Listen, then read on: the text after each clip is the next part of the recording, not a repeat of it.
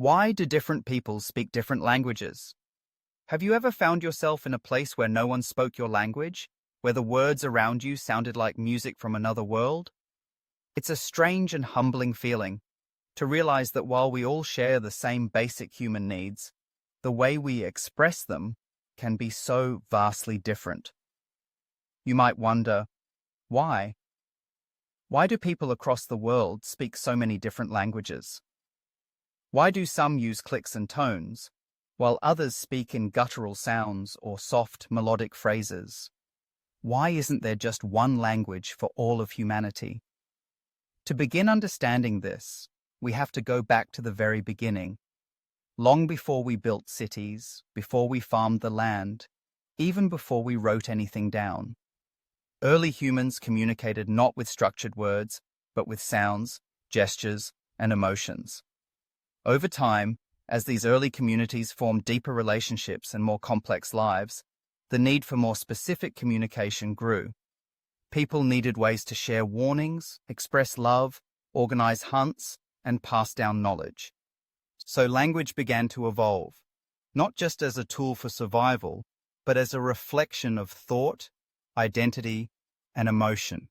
And yet, language didn't evolve in just one place.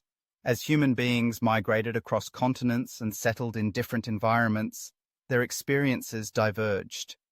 Those who lived by the ocean developed words for waves, fish, and tides, while those in the mountains created vocabulary for snow, stone, and altitude.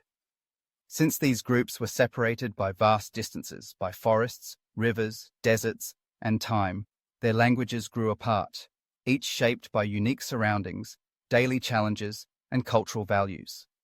This natural separation created hundreds, then thousands of distinct languages, each as unique as the people who spoke them. Moreover, language is deeply influenced by culture.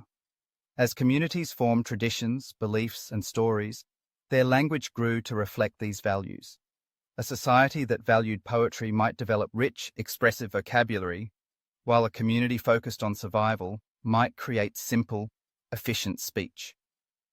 Some languages embrace metaphor and symbolism, others prioritize clarity and order. But no matter the path, each language became a mirror of the culture it served. Then came writing, an invention that changed everything. With writing, language could finally be preserved and passed down more precisely from generation to generation.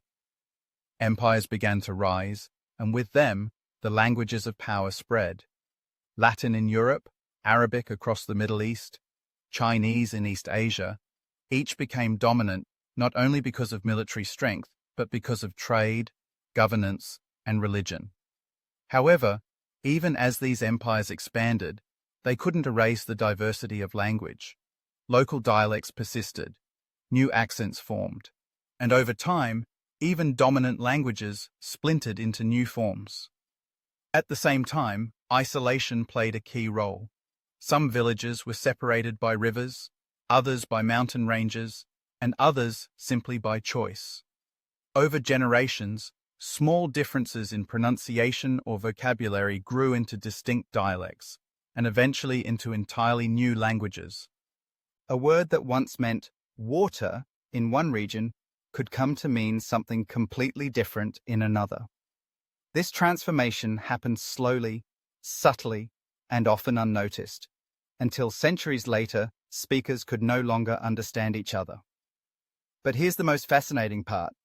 No matter how different languages may sound, the human brain processes them in remarkably similar ways. Babies, regardless of culture, learn language by listening, mimicking, and feeling. They don't need grammar rules. They need rhythm, repetition, and love. Even in sign languages, which use hands instead of voices, we see full grammar, structure, and poetic expression. This proves that language is more than sound. It's the human desire to connect. And even in our modern world, where science and technology allow us to communicate instantly across the globe, the diversity of language still matters. While it might seem easier if we all spoke the same words, we would lose so much. The stories, the metaphors, the beauty that each language holds. English can describe logic and commerce. Spanish carries passion. Vietnamese sings in tones. Japanese offers subtlety. Arabic evokes poetry.